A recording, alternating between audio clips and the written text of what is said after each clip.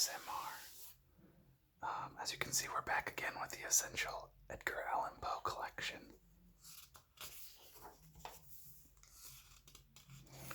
And more specifically, we're going to be continuing the Poe's poetry series that we've got going at the moment. So, last time we made it up to the lake on page 245. And so now I was thinking we could continue on with song, spirits of the dead, stanzas, and a few more to see how far we get. So, welcome back, and let's dig right back into the famous poetry of Edgar Allan Poe. I used my little pen to mark the page.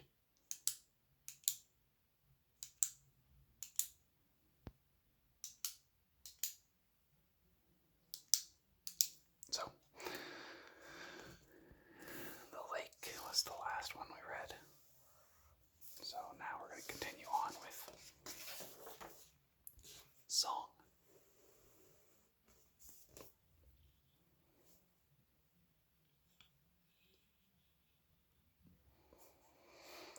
I saw thee on my bridal day, when a burning bush came o'er thee, though happiness around thee lay, the world all love before thee, and in thine eye a kindling light, whatever it might be, was all on earth my aching sight of loveliness could see.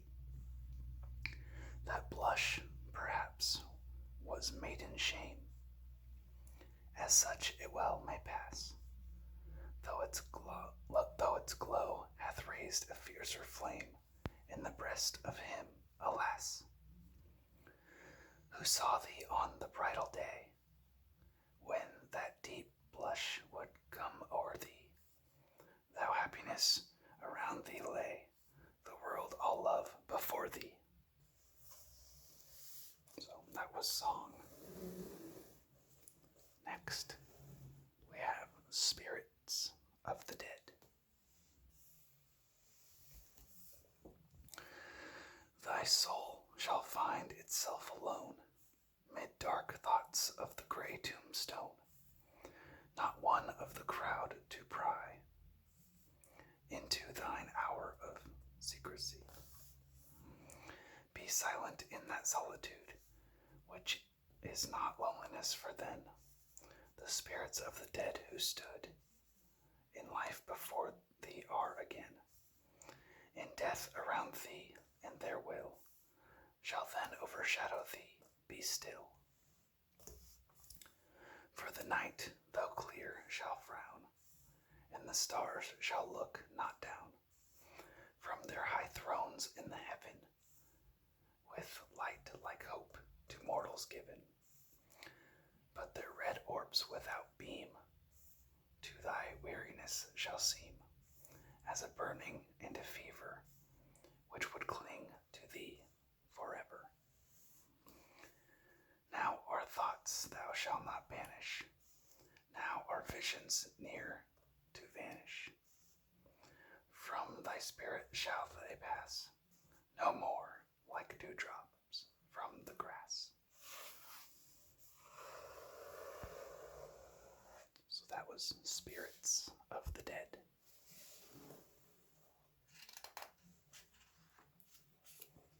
Oh, never mind. I'm sorry. It was not finished.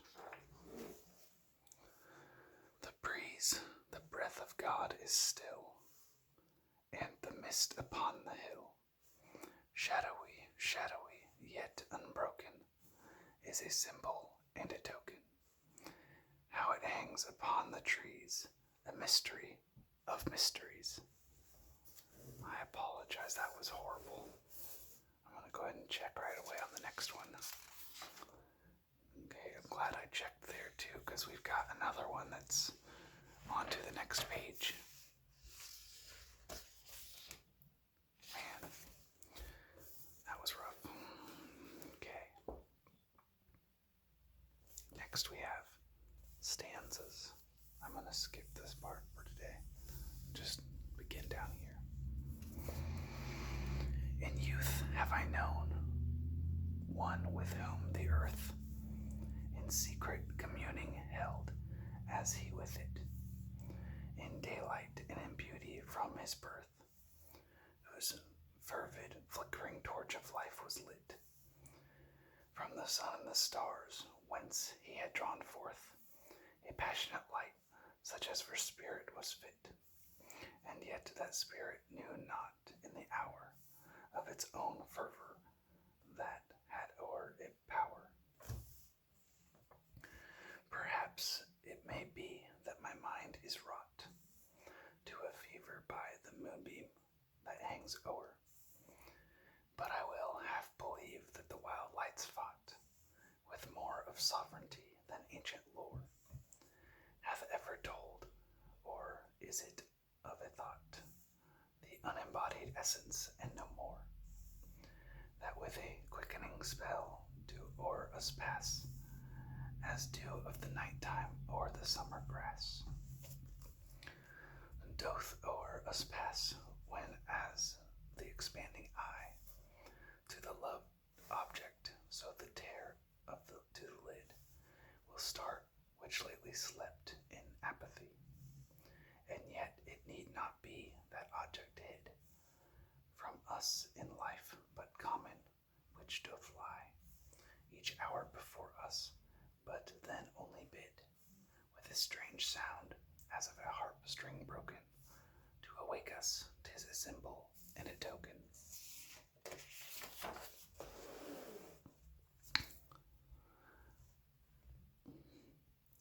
Of what in other worlds shall be and given in beauty by our God to those alone, who otherwise would fall from life and heaven, drawn by their heart's passion and that tone, that high tone of spirit which hath striven, though not with faith, with godliness, whose throne, with desperate energy to hath beaten down, wearing its own deep feeling as a crown.